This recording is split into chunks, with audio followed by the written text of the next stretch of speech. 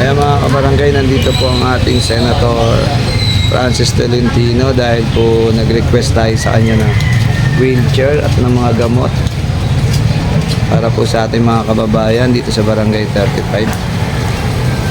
Hello, magandang umaga po mga kabarangay. Nandito po sa ating routine si Alexa, ang secretary po ni Senator Francis Tolentino. Nag-request po tayo kahapon ng wheelchair para kay nanay. Wala pa akong 24 oras dahil nag-request ako sa kanya kahapon alas 3 ng hapon. Pero ngayong oras ko na po, umaga, dala niya na po kagad yung wheelchair. Galing pa pong Senado ito. Ayan, Senator Francis Tolentino. Kaya nagpapasalamat po kay Senator Francis Tolentino at siyempre kay Alexa dahil sa mabilis sa naksyon, dahil sa residente po natin na nangangailangan po ng wheelchair. Kaya agad-agad, nandito kagad. Thank you so much, Senator Francis. The best ka. Ginanay, ito na yung wheelchair. Ito bang... Ayan, ayan.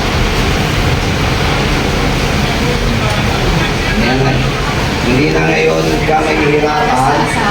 Hindi ka na mahihirapan ngayon na magano na buhapin si tatay kasi ito po si nanay mga kabarangay na nag-request po siya. Kahapon lang po siya nag-request pero agad-agad binigay po ng ating senator. Kaya, Nay, salamat po, Senator. Hindi na mahihirapan sa pagtutulong kay tatay, alagayin ko lang po si tatay, pagpalain po kayo ng Panginoon, siyempre rin ang una, kailan kayo magkasalamat. Dahil kundi dahil kay Lord, wala si Senator, wala rin ako, wala si Alexa. Ayan, Nay, iuwi ko na to, buo-buo na yan. Sa'yo na to. Salamat po, Senator. Sige na yan. Ito kay Alexa, pasalamat. Salamat po, You're welcome. Sige, picture.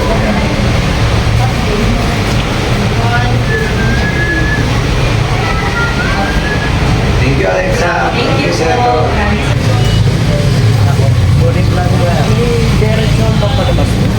Meron. Sige. Salamat po, Kak. Sige po, Nay. Opo. Ingatan niyo mabuti si tatay, Nay, ganyan kayo kamahal ni Senator.